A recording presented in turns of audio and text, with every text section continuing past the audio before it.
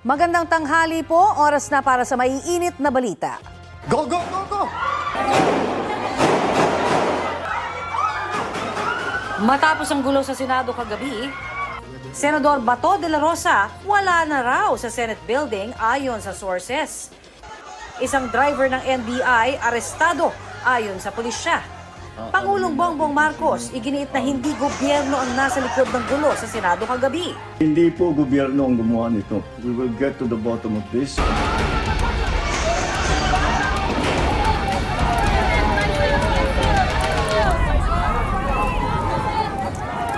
Ilang senador ang naipit sa loob ng Senado matapos i-lockdown ang gusali at magkagulo roon kagabi.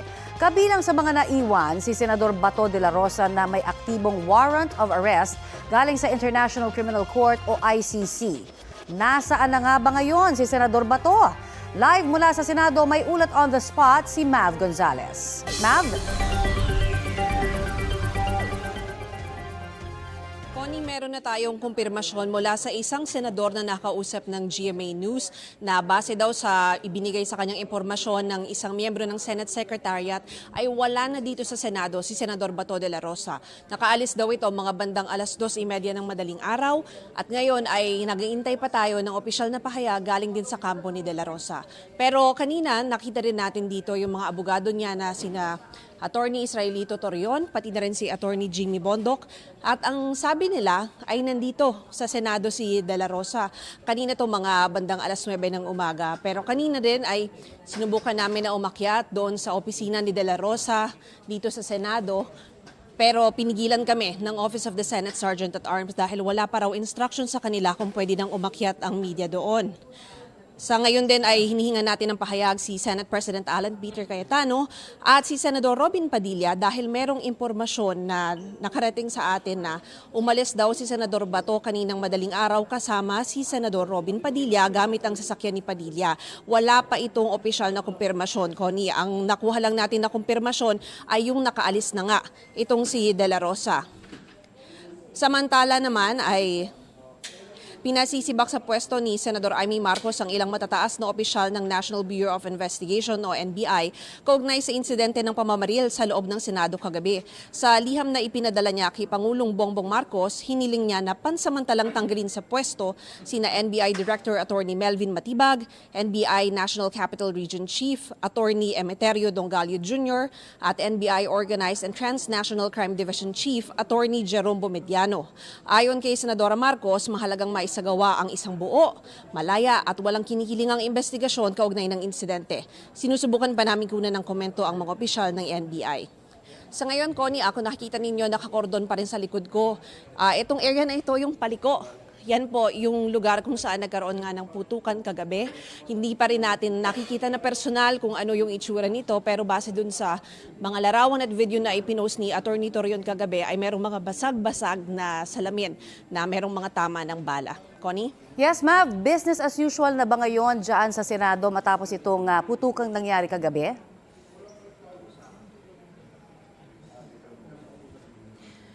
Actually, Connie, parang medyo half-half na masasabi mong business as usual. Yung kalahati ay oo, business as usual dahil may pumasok yung mga Senate employees ngayon, yung Senate media ay nakakapasok pa rin. Pero yung kalahati ay hindi business as usual dahil nga meron paling mga areas na naka-cordon off ngayon. At yung kaninang nabanggit ko na sa 5th floor ay hindi pa rin kami nakakaakyat. Sa ngayon, ang inaasahan lang natin na event dito sa Senado, walang committee hearings kasi, ay meron lang isang luncheon si Senate President Alan Peter Cayetano dito sa isa sa mga committee rooms. Kaya inaantay din natin na dumating siya para makausap natin at makahingi rin tayo ng kumpirmasyon tungkol nga dito sa paglabas ni Senator De La Rosa mula sa Senate building, Connie. And as we speak, Mav, dahil nga nabanggit mo na kinukunan nyo pa rin ng pahayag sana, no, itong tanggapan ni Senador Robin Padilla, wala pa rin sa ngayon na nagbibigay ng pahayag on their side because sabi mo nga, may mga bali-balita na maaaring magkasama si Senador Bato de la Rosa at si Senador Robin Padilla. Tama, Connie, wala pang kumpirmasyon. Nag-reach out na tayo sa opisina pareho ni De La Rosa, pati na rin ni Padilla, pero wala pang sumasagot sa atin ngayon maski staff nila. Yan yung inaantabayanan pa natin ngayon, Connie. Okay, maraming salamat, Mav Gonzalez. Samantala, dismayadong ilang senador sa nangyaring gulo sa Senado kagabi. Sabi ni Senate President Alan Peter Cayetano, nasa caucus sila na mayorya ng sumiklab ang gulo. Balitang hatid ni Jamie Santos.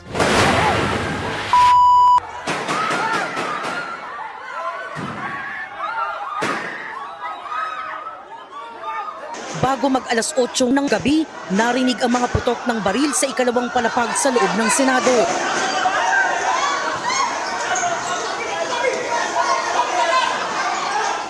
Nagdulot ito ng matinding tensyon.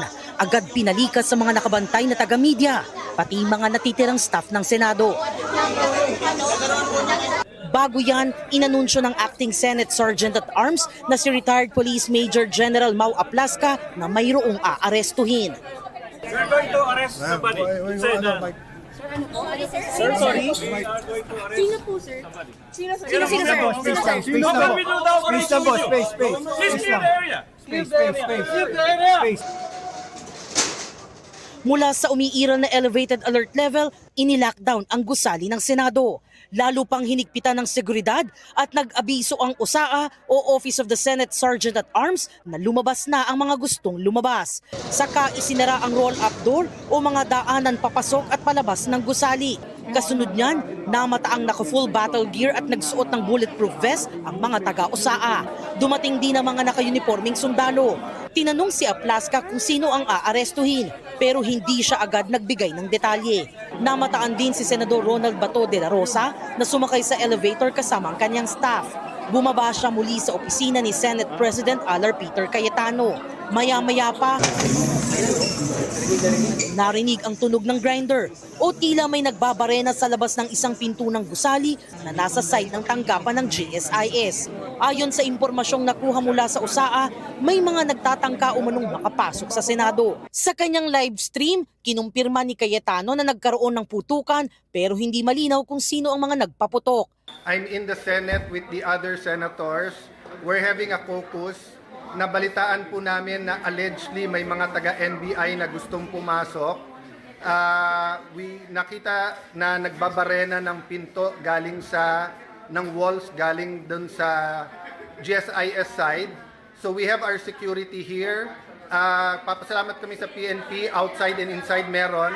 Nandito ang Marines, but ito po ang emergency. Nagkaputukan na po. May report ako from the Sergeant at Arms, so the NBI is denying na tao nila, pero nagkaputukan na. So we don't know what's happening. Everyone's locked in their rooms now. We cannot go out. We cannot secure our other staff. So again, no, kung sino nakikinig from the government, this is the Senate of the Philippines. We are allegedly under attack. Pinuna naman ng magkapatid na Cayetano ang naging tugon umano ni NBI Director Melvin Matibag nang tawagan siya ni na Senador Pia Cayetano at Loren Legarda kaugnay sa putukang nangyari sa loob ng Senado. Si Senator Pia and si Senator Loren called the NBI Director. He said wala daw sila dito dahil pinaalis daw nila dito. So he said, please find out what's happening kasi nagpuputukan. When Senator Loren was talking to him very calmly, I said, what are you gonna do about this? Pinuputukan kami dito. Tapos sabi niya, hindi kami makalapit, pinalis niyo kami dyan. Sabi ko, well then do your job, make us safe, this is not good. Ma'am, wag mo ako sigawan. Yun lang ang masasabi mo sa akin. Pinuputukan kami, sasabihin mo sa akin, wag kitang sigawan. Sumisigaw ako dahil mataas ang emotion. Naglabas din ng kani-kanilang post ang iba pang senador tungkol sa sitwasyon sa Senado. Hindi tama itong nangyayari kung nais nilang dakipin si Senator Bato. Hindi nila dapat ipinsala ang institusyon ng Senado, ang building ng Senado at ang mga senador. Hindi po tama itong nangyayari at nananawagan kami sa mga opisyal kung kayo ay busy o may ginagawa o kung ano-ano pa, pwede ba tulungan ninyo kami rito at nagpapasaklolo na yung mga senador ng ating republika. Trap pa rin kami sa Senate, almost 2 hours na ata. Tumigil na yung gunfire pero lakas ng putukan sa loob at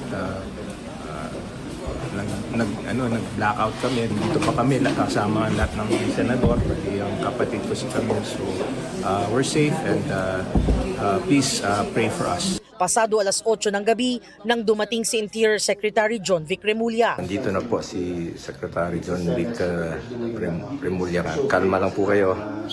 Tayo natin kung ano talaga yung nangyari sa mga kababayan natin nakikinig. Huwag muna kayong masyadong mabahala. To secure the senators, that is my #1 priority. I will not arrest Senator Bato. Jamie Santos, nagbabalita para sa GMA News. Ayon sa Southern Police District, may naaresto kagabi na isang driver ng NBI na hinihinalang nagpaputok daw ng baril sa Senado. Sabi naman ng nagpakilalang asawa niya, 5 taon ng volunteer sa NBI ang kanyang mister na kung minsan ay nagsisilbing driver. Balitang hatid ni James Agustin. Gulat po, naiyak po ako. Emosyonal ang nagpakilalang asawa ng isang volunteer ng National Bureau of Investigation na naaresto umano kagabi matapos ang nangyaring gulo sa Senado. Pasado alas 12:30 na madaling araw siya dumating kasama ang kanilang abogado. Nalaman daw nila na naaresto umano ang 44 anyos sa volunteer ng NBI mula sa kanyang katrabaho. Tinawagan po ako nung kasama niya pong volunteer din po na yun nga po, inaresto daw po siya. Nandito kami ngayon para malaman kung totoo nga nakakulong at para malaman kung ano yung sitwasyon niya and also para malaman kung ano yung basis kung bakit siya hinuli.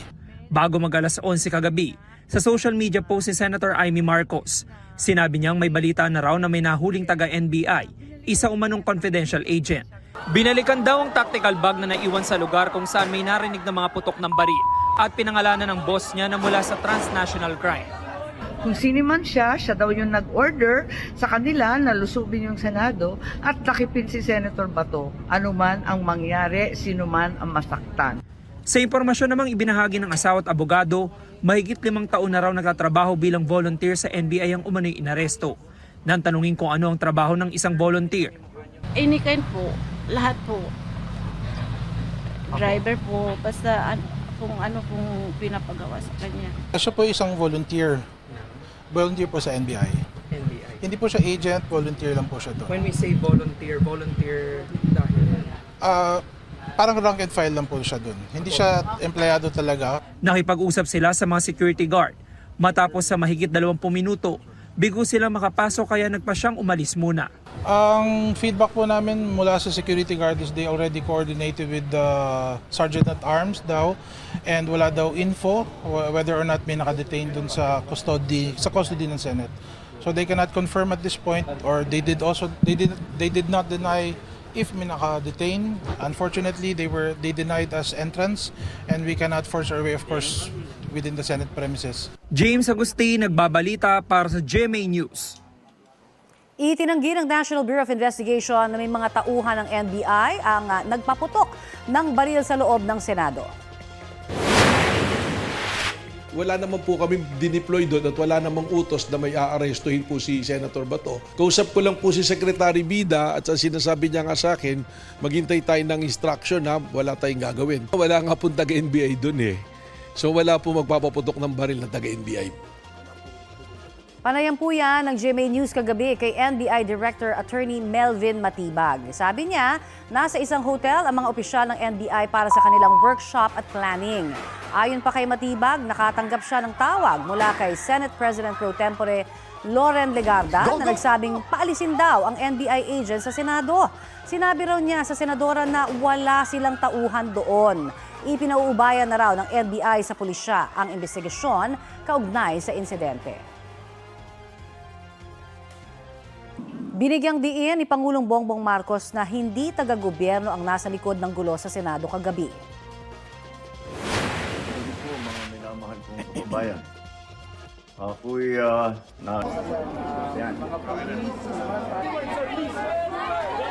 Sabi ng Pangulo, 2 klase ang mga unipermadong personnel sa Senado. Mga pulis na inatasang magbantay roon at mga taga-Marine Detachment na tungkulin ding tiyakin ang seguridad sa Senado. Mga taga-Senate Sergeant at Arms naman ang mga nakasibilyan. Ayon daw sa pakikipag-usap ng Pangulo kay NBI Director Melvin Matibag, wala silang tauhan na nakapasok sa Senado dahil wala naman daw utos sa kanila. Sabi rin ng Pangulo, wala siyang utos kanino man para arestuhin kagabi si Senador Bato de la Rosa. Patuloy na iniimbestigahan kung sino ang nagsimula ng gulo sa Senado. Wala pong instruction kahit na kanino na hulihin si Senator Bato. At ang nangyari, ang NBI, sinabihan ko nung lumabas yung resolution ng Supreme Court, mga alas 4 yung sinabi ko, umalis na kayo dyan. Nag-comply naman sila. Nakausap ko na si Senate President Alan Cayetano at nag-agree kami. We agree that the thing to do now is to tell our people all to calm down and we will get to the bottom of this. Naka-full alert status sa buong bansa ang Philippine National Police matapos ang kaguluhan sa Senate Building sa Pasay kagabi. Ininspeksyon na ang pinangyarihan ng gulo sa ikalawang palapag ng gusali. Naka-kordon ang naturang bahagi ng gusali. Sa mga kuha po na abogado ni Senador Bato de la Rosa na si Attorney Israelito Torion, makikitang may mga tama ng bala ng baril ang bintana. Ayon kina PNP Chief Jose Melencio Nartates Jr. at DILG Secretary John Vic Remulla, walang nasaktan sa insidente. Sabi naman ni PNP spokesperson Brigadier General Randolph Tuanyo, ipepreserba nila ang mga ebidensya.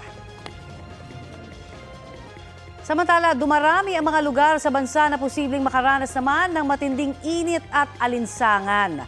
Ayon sa Pag-asa, posibleng umakyat sa danger level na 47 degrees Celsius ang heat index ngayong Huwebes sa Hinatuan, Surigao del Sur at sa Butuan, Agusan del Norte. 45 degrees Celsius naman sa San Ildefonso, Bulacan, Kamiling Tarlac at sa Borongan, Eastern Samar. 44 degrees Celsius sa Tuguegarao, Cagayan at siyam na iba pang lugar. Danger level din ang 43 degrees Celsius na posibleng heat index sa Pasay City at 16 na iba pang lugar sa bansa. 42 degrees Celsius dito sa Quezon City at sa 16 na iba pang lugar. Extreme caution level na 41 degrees Celsius ang heat index na inaasahan sa Bacnotan, La Union, Apari, Cagayan, Vera Catanduanes, Ginobatan at Daraga sa Albay, Rojas, Capiz, Mactan, Cebu, Lagindingan, Misamis Oriental, Maramag, Bukidnon at sa Cotabato City. 40 degrees Celsius naman sa Abukay, Bataan, Tanay, Rizal, Mulanay, Quezon Province, Indang, Cavite, Romblon, La Carlota, Negros Occidental, Dumaguete, Negros Oriental, Panglao, Bohol at sa General Santos City. Ayon sa Pag-asa, walang nakakaapektong sama ng panahon sa bansa ngayong araw. Ang low pressure area na dating bagyong Kaloy, patuloy man ang paglayo pero posibleng malusaw o mag-dissipate ito bukas o kaya'y sa Sabado. Ilang minuto bago sumiklab ang gulo sa Senado kagabi, na-transmit na ng Kamara ang Articles of Impeachment laban kay Vice President Sara Duterte. Sinagot din ng ilang impeachment prosecutors ang puna ng isang senador na matagal daw ang pag-transmit ng Articles of Impeachment. Balitang hatid ni Tina Panganiban Perez. Pasado alas 7 ng gabi nang kumpirmahin ni Senate Sergeant at Arms Retired Police Major General Mau Aplasca na dumating na sa Senado ang Articles of Impeachment laban kay Vice President Sara Duterte. Number one, I want to inform all of you that Secgen of Congress and the Sergeant at Arms of Congress has just arrived with the Articles of Impeachment. So sana walang mangyayaring gulo dito. Kaya we are maintaining peace and order. Noong 19th Congress, sa parehong araw ng botohan sa plenaryo na endorso at naipadala ng Kamara sa Senado ang resolusyong nagtatakda ng Articles of Impeachment laban sa Vice Presidente. Ngayong 20th Congress, noong Lunes pa ang naging botohan. Pero kagabi lang naibigay ng Kamara sa Senado ang Articles of Impeachment. Sa isang pahayag, Sinabi ni House Secretary General Cheloy Garafil na umabot sa libo-libong pahina ang kopya ng Articles of Impeachment na kinailangang pagsamasamahin at i-check para matiyak na tugma ito sa inaprubahan ng Kamara. Pinuna ni Senator Amy Marcos ang matagal na pag-transmit nito. Hindi raw katanggap-tanggap at mahirap seryosohin ang anyay excuse ng Kamara na nag-reproduce pa sila ng mga dokumento. Tinawag din niyang political maneuver para raw makontrol ang timing ng Senate proceedings ang naging pagkaantala sa Articles of Impeachment. Depensa ng ilang impeachment prosecutor. Sir, wala namang rules stating that it shouldn't take this long to send it to the Senate? Wala naman, but I'm sure as soon as possible gagawin yun ng Secretary General ng Kongreso. Noong nagdaang taon, we undertook the fast-track route. Sa taon pong ito, we had undertaken the House Committee on Justice route, kung saan we had held full proceedings, clarificatory hearings. So talaga po expectedly, mas marami po yung mga pahina, mas marami po yung dokumento, mas marami po yung ebidensyang pinag-uusapan. Tuloy-tuloy ang informal meetings ng mga nahalal na impeachment prosecutor. Binubuo na rin ang listahan ng mga volunteer private prosecutor na tutulong sa mga kongresista. Pero tanong ng ilan, makakaapekto ba sa impeachment trial ang pagbabago ng liderato sa Senado? Ang pinaka-challenging para sa aming mga prosecutor ay ang mga senador na bumoto para i-archive ang naunang impeachment complaint noong nakaraang taon ay nakaupo na sa lideratong mga posisyon ng ating Senado at napakahirap magkaroon ng isang impartial impeachment trial if those who decided to archive it and not follow the rule of law will be the ones sitting as senator judges. Pero sa palagay ng ACT Teachers Party List, posibleng makaapekto sa kredibilidad ng Senate Impeachment Court ang paglahok ni Senator Bato de la Rosa bilang Senator Judge. We're calling for his arrest. So, hindi inhibition. We're calling on him to surrender para wag nang madamay pa ang Senado at kahit yung impeachment court at yung credibility nito sa mata ng publiko at sa mata ng buong daigdig. Hinihingan pa namin ng reaksyon ng bagong mayorya sa Senado, pati si Senador de la Rosa ukol dito. Tina Panganiban Perez, nagbabalita para sa GMA News. Isa sa ilalim ulit sa red alert ang Luzon at Visayas Grid mamaya pong hapon. Ayon sa National Grid Corporation of the Philippines, mula po yan alas 4 ng hapon hanggang alas 10 ng gabi sa Luzon Grid. Hanggang alas 9 naman ng gabi sa Visayas Grid. Ibig sabihin po ng red alert, hindi sapat ang supply ng kuryente sa demand at regulating requirement ng transmission grid. Isa sa ilalim naman sa yellow alert ang Luzon Grid mamayang alas 3 hanggang alas 4 ng hapon at alas 10 hanggang alas 11 ng gabi. Alas 3 hanggang alas 4 ng hapon at alas 9 hanggang alas 11 ng gabi sa Visayas Grid. Ibig sabihin po ng yellow alert, manipis ang reserbang kuryente kaya posibleng magkulang ang supply sa transmission grid kung magka-emergency. Kahapon, halos 1 milyong customers ng Meralco ang nakaranas ng 2 hanggang 3 oras na rotational brownout kasunod ng red alert status sa Luzon at Visayas power grids. Kabilang ang mga lugar sa Metro Manila, Batangas, Bulacan, Cavite, Laguna at Rizal.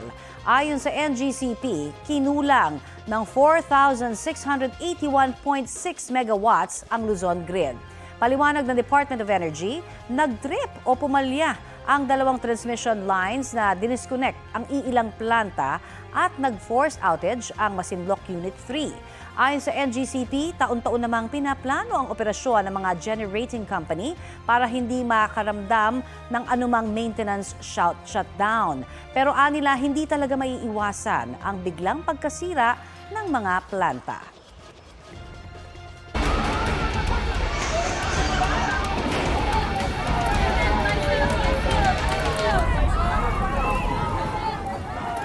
Bago ang impormasyon mula sa isang senador na nakaalis na sa Senado, si Senador Bato de la Rosa, nagpakita at nakapanayam kanina ang abogado niyang si Attorney Israelito Torion.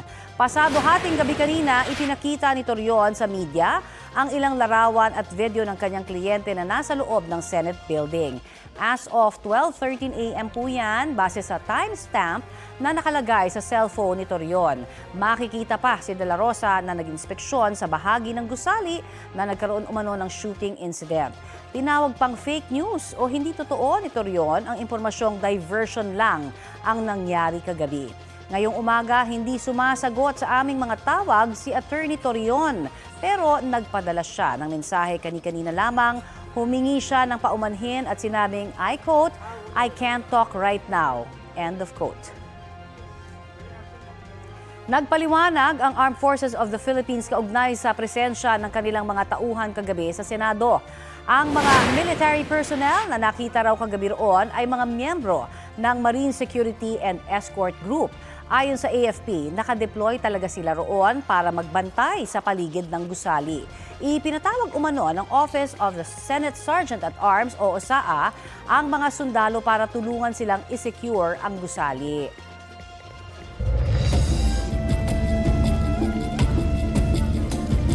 Natagpuan na po ang nawawalang binatilyong nalunod sa dagat sa Sanchez Mira, Cagayan nito pong Lunes. Ayon sa Municipal Disaster Risk Reduction and Management Office, nadiskubre kahapon ng ilang residente ang biktima na palutang-lutang sa dagat na sakop ng barangay Masisit. Mismong mga magulang ng 13 anyos na binatilyong taga-barangay Damang ang kumilala sa bangkay. Kwento nila, nagkayayaang mag-swimming sa dagat ang mga kasamahan ng kanyang anak sa taekwondo team. Agad naman daw nagsagawa ng search and rescue operations ang mga otoridad. Sinusubukan pang makuhanan ng pahayag ang teammates ng binatilyo.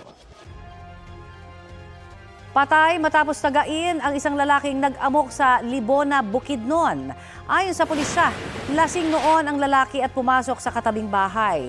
Sa kanyang panggugulo, nasira niya umano ang speaker at bubong ng kapitbahay. Nagkaroon umano sila ng alitan hanggang mauwi po yan sa pananaga umano ng kapitbahay. Sumuko sa barangay officials ang suspect na sasampahan ng reklamong murder. Wala pa siyang pahayag. Nagbabala si Vice President Sara Duterte ukol sa plano umanong charter change na posible raw maging daan para mapalawig ang termino ni Pangulong Bongbong Marcos. Una niyan, si dating Pangulong Rodrigo Duterte, sunod yan si Senator Bato at kung sino pa man yung ibang mga sinali sa complaint ko dyan sa ICC. Ang sunod niyan ay charter change dahil hindi na naman na madidinayan ni BBM kasi doon sa bago niyang interview, sinabi na niya doon na kailangan pag-usapan ng charter change. Pag pinag-usapan natin ang charter change, ibig sabihin yan, hindi na yan bababa sa pwesto si BBM. Sinabi yan ng bise kasunod ng pagbisita niya sa kanyang amang si Pangulong Rodrigo Duterte na nakakulong sa The Hague, Netherlands. Sabi ng bise, dapat daw na mas pagtuunan ng pansin ng gobyerno ang pagbangon ng ekonomiya sa halip na politika at pagsira sa mga kontra umano sa Pangulo. Magulo ang ating bayan na hindi naman sana nagkakagulo lang tayo dahil kay BBM. Sinusubukan pang kunan ng komento ang Malacanang tungkol sa mga bagong pahayag na yan ng bise. Dati nang sinabi ng Malacanang na nakafocus sa ekonomiya ang Pangulo imbis na sa charter change. Pinuna ng ilang miyembro ng ACADIM ang pagpapalit ng liderato sa Senado na iniugnay nila sa impeachment proceedings laban kay Vice President Sara Duterte. Balitang hatid ni Mariz Omali. Kinondena ng 32 mga dean at propesor mula sa iba't ibang law schools sa bansa ang tangkaraw ng Senado na hadlangan ang impeachment trial laban kay Vice President Sara Duterte. Tinukoy nila ang biglaang pagpapalit ng liderato ng Senado sa araw ng i-impeach ng Kamara ang pangalawang Pangulo. Umupo bilang Senate President si Senador Alan Peter Cayetano matapos makumpleto ang 13 boto dahil sa paglabas ni Senador Bato de la Rosa na halos 6 na buwan na hindi nagpakita sa sesyon. Binatikos din ng mga eksperto sa batas ang pagdedesisyon umano ng Senado na i-adopt ang definisyon ni dating Senate President Cheese Escudero sa salitang forthwith na sa kasamaang palad daw noong panahong iyon ay kung kailan naisin ng Senate President. Pinaalalahanan din nila na hindi opsyon ng mga senador ang tumangging umupo bilang impeachment court. At kung di raw nito gagampanan ang tungkulin nila sa saligang batas, ito ay maituturing na dereliction of duty o pagpapabaya sa tungkulin. Hinihinga namin ang pahayag si Cayetano at ang majority sa Senado kaugnay nito. Sa isang pahayag na nawagan naman ang Catholic Bishops' Conference of the Philippines o CBCP sa Senado na agad magtipon bilang impeachment court para sa paglilitis kay Vice President Sara Duterte. Binigyan diin ng mga obispo na ang pagpapatagal sa paglilitis ay pagpapatagal din ng hustisya para sa mga Pilipino at kay Vice President Duterte. Mariz Umali, nagbabalita para sa GMA News. Nakalista na bilang defendant si Senador Ronald Bato de la Rosa sa website ng International Criminal Court o ICC. At large ang status ni de la Rosa, wala na sa Senado ayon sa isang senador. Itinuturing ng defendant si Senadora de la Rosa matapos isapubliko nitong Lunes ang arrest warrant na inilabas ng ICC Pre-Trial Chamber 1 noong Nobyembre. Yan ang kaparehong pre-trial chamber na nagpa-aresto noon kay dating Pangulong Rodrigo Duterte. Si De La Rosa ay iniuugnay sa mga pagpatay sa bansa noong July 2016 hanggang April 2018, panahong siya ay PNP chief. Dati nang sinabi ni De La Rosa na wala raw siyang ipinapatay. Gagawin daw niya ang lahat ng legal na hakbang para hindi siya dalhin sa the Netherlands.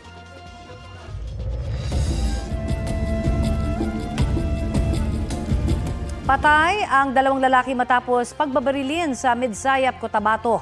Ayon sa pulisya, nasa Barangay Poblasyon 8 ang dalawang biktima na bumili ng alahas mula sa mga nagpanggap umanong ahente mula sa Lanao del Sur. Pagtapos ng transaksyon, sumakay ng pick-up ang mga biktima at nang paalis na, doon sila pinagbabaril. Dumiretso sa kanal ang sasakyan. Matapos po ang pamamaril, kinuha ng mga suspect ang mga ibinenta nilang alahas. Dead on the spot ang driver at isa pang sakay ng pick-up. Sugatan naman ang isa pang pasahero habang ligtas ang menor de edad na sakay rin ng pick-up. Sinusubukan pang kunan ng pahayag ang pamilya ng mga biktima. Patuloy na tinutugis ang mga suspect.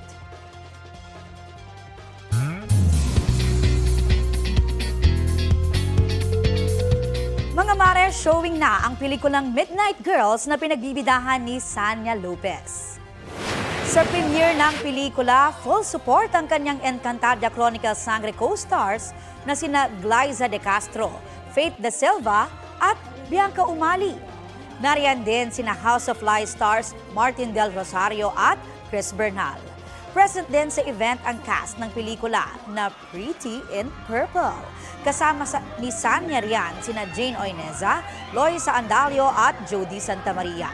Kwento nila dapat abangan ang mga challenging scenes ng kanilang mga karakter. Mas maiintindihan din daw ang mga suliranin ng OFWs kapag napanood na ang pelikula.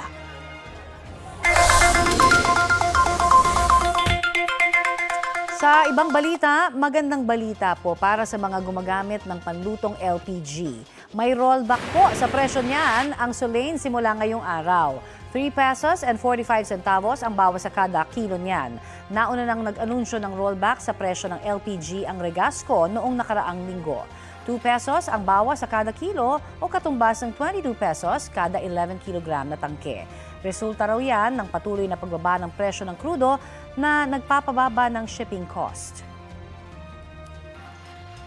Muling nagkatensyon sa pagitan ni Senador Robin Padilla at Senador Kiko Pangilinan sa Senado kahapon. Ayon kay Acting Senate Sergeant at Arms Mau Aplasca, nangyari ito sa Senate Lounge habang nakabreak ang mga senador. Nagkasagutan daw muli ang dalawang senador pero naawat naman. Noong Martes pa may tensyon sa pagitan ng dalawang senador.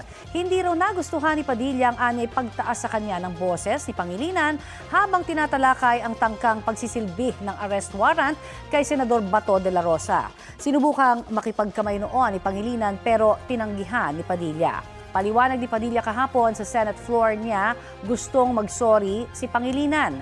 Mungkahi ni Pangilinan, magsampa ng ethics complaint si Padilla para doon mapag-usapan ang insidente. Sabi ng Senate Sergeant at Arms, hindi pa nagkakaayos ang dalawang senador.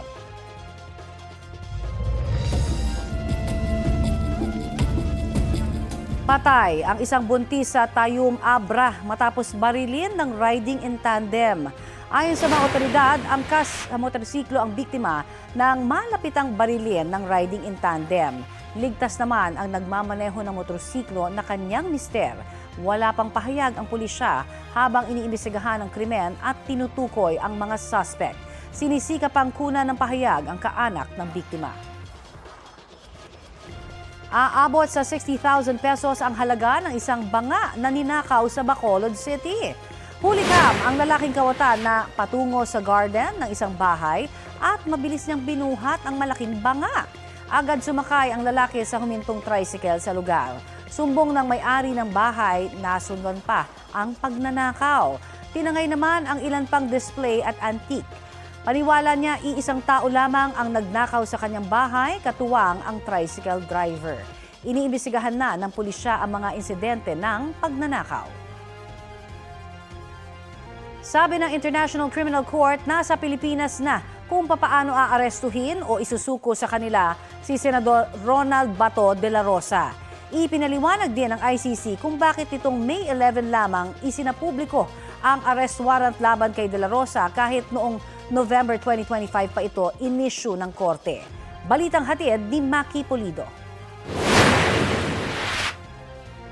Noon pang November 6, 2025, inisyu ng ICC Pre-Trial Chamber 1 ang warrant of arrest laban kay Senator Ronald Bato de la Rosa. Secret o ex parte. Ibig sabihin, hindi kinailangang ipaalam sa iba maliban lang sa prosekusyon na humingi nito. Paliwanag ng ICC, secret warrant ang inisyu dahil may banta sa mga biktima at testigo at dahil may mga tangka si De La Rosa na hadlangan ang investigasyon. Matapos subukan ng NBI na arestuhin si De La Rosa sa Senado, inunseal o isinapubliko ng ICC ang warrant of arrest. Mr. De La Rosa is alleged to have committed the crime against humanity of murder at least between the 3rd of July 2016 and the end of April 2018, during which no less than 32 persons were killed in the Republic of the Philippines. Bilang indirect co-perpetrator sa kasong kinakaharap ni dating Pangulo Rodrigo Duterte, sabi ng ICC, may reasonable ground para paniwalaang sangkot si De La Rosa sa kasong Crimes Against Humanity of Murder mula July 3, 2016 hanggang April 2018. Bilang hepe ng Davao City Police, sabi ng ICC, ginamit ni De La Rosa ang kanyang posisyon para makapatay ang Davao Death Squad at maipatupad ang Tokhang. Bilang PNP chief, ginamit daw ni De La Rosa ang kanyang posisyon para magbigay ng logistics tulad ng pera at baril para maipatupad ang malawakang patayan at nag-appoint ng mga opisyal sa pwesto para maipatupad ang common plan. Nag-issue ang ICC ng arrest warrant dahil sa paniniwalang hindi haharap si De La Rosa sa ICC para sa paglilitis. Napansin rin ng mga hukom ang pagbabanta ni De La Rosa sa mga ICC prosecutor at pagpapakalat nito ng mga maling impormasyon. The judges assessed the material submitted by the prosecution and found reasonable grounds to believe that Mr. De La Rosa is allegedly criminally responsible as an indirect co-perpetrator for the crime against humanity of murder. Sabi ng ICC, nasa mga otoridad na ng Pilipinas kung paano aarestuhin at isusurrender si De La Rosa sa ICC. Handa na raw ang PNP-CIDG na ipatupad ang arrest warrant. Kailangan lang nilang malaman kung anong proseso ang mananaig. Ang una po, ito yung tinatawag natin na extradition proceedings. Yung pangalawa po, ito po yung tinatawag natin na direct surrender. Sabi ni Attorney Gilbert Andres, Common Legal Representative of Victims sa ICC, surrender at hindi extradition ang mangyayari kay De La Rosa. Ang extradition ay ginagawa lang kung hiningi ng isang bansa. Sa kaso ni De La Rosa, International Court ang nag-issue ng warrant of arrest. Pinapayagan ng Republic Act 9851 o International Humanitarian Law Act, Section 17, ang pag-surrender sa mga akusado ng genocide o crimes against humanity. Because he is a subject of an international criminal court arrest warrant for an international crime, crimes against humanity, the protection for him is the right to a fair trial and the procedural rules of the ICC. Para kay Andres, hindi na magagamit ang Article 59 ng Rome Statute. Sa Article 59, matapos maaresto, kailangan iharap sa korte ang akusado at pinapayagan ding maghain ng interim release. Pero dahil kumalas na ang Pilipinas, dapat sundin ang international humanitarian law at isurrender ang akusado sa International Court. Dahil naging state practice na rin po natin, doon po sa arrest warrant against kay former President Duterte, na sinerve po sa kanya yung ICC arrest warrant at sinurrender po siya directly ng Philippine authorities sa ICC. Pero kahit hindi na miyembro ang Pilipinas ng Rome Statute, sabi ni Attorney Cristina Conti, hindi pa rin maaaring questionin ng Korte Suprema ang warrant of arrest. Tinanggap natin itong probisyon na ang Rome Statute ang mangingibabaw kung patungkol sa jurisdiction ng ICC. Kaya ang Supreme Court natin, to observe international legal order, will have to defer to that Rome Statute. Hindi po magkabangga yan. Maki Pulidon nagbabalita para sa GMA News.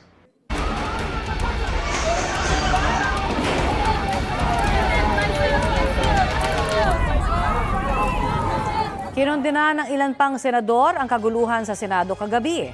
Ayon kay Senate President Pro Tempore Loren Legarda, tungkulin ng bawat isa ang magtaguyod ng kapayapaan, igalang ang batas at ipagtanggol ang dangal ng demokrasya. Dapat anyang magtiwala na sa hustisya ang mananaig. Para kay Senador Ping Lacson, sunod na dapat gawin ay imbestigahan at alamin kung sino at ano ang motibo sa likod ng pagpapaputok ng baril. Tiniyak naman niyang ligtas ang lahat ng kanyang staff.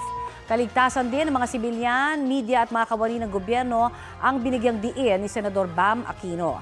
Higit-an niya sa lahat ang pagsunod sa batas. Si Senador Mig Zubiri umapila sa pulisya na magsagawa ng investigasyon at alamin kung sino ang nagsimula ng gulo.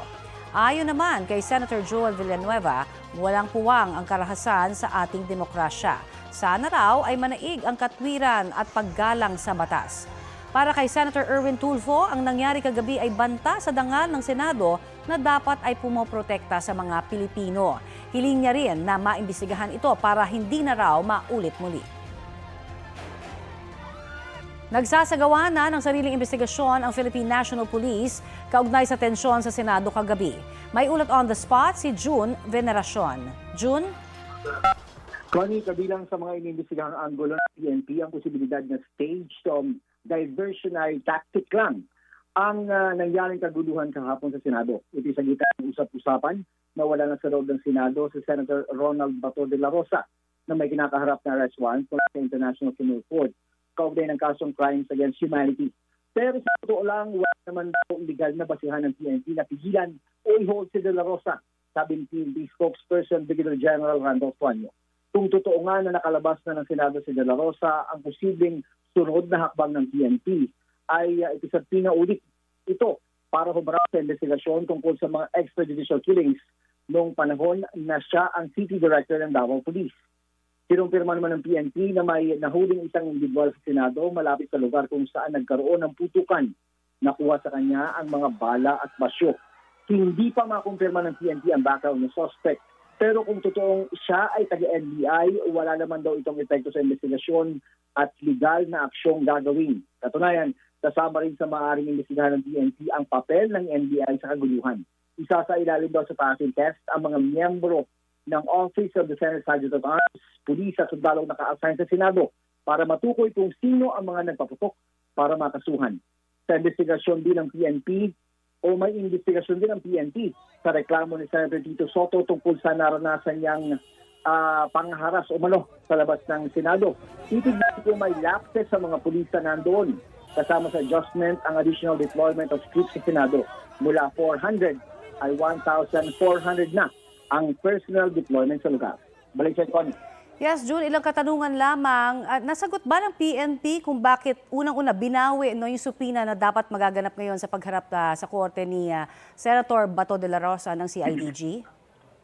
Tama ka, Connie, yung una nga ay nagpadala ng subpoena para dapat humarap ngayong araw dito sa CIDG itong si Senator Bato.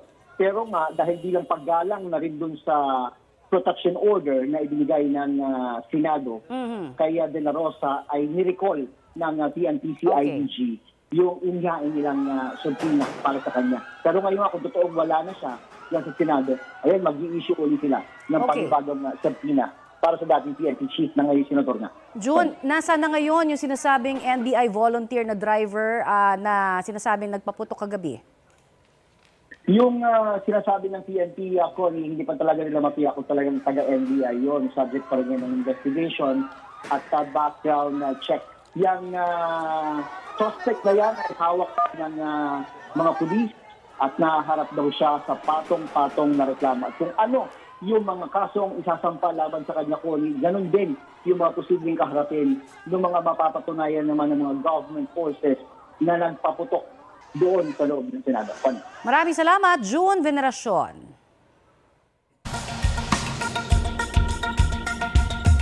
Nasa China ngayon si United States President Donald Trump. Sinalubong siya sa kanyang pagbaba sa Beijing ni Chinese Vice President Han Zheng at ilan pang Chinese officials.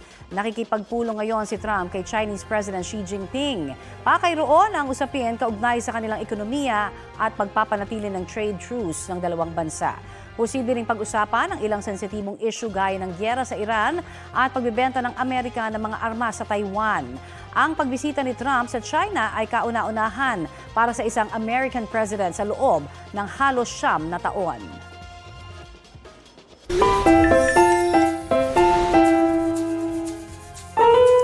May mag-asawa sa San Jose del Monte, Bulacan na nasurpresa habang kumakain. Hindi lang pala pagkain ang pagsasaluhan ng kanilang pamilya, kundi isang heartwarming moment din.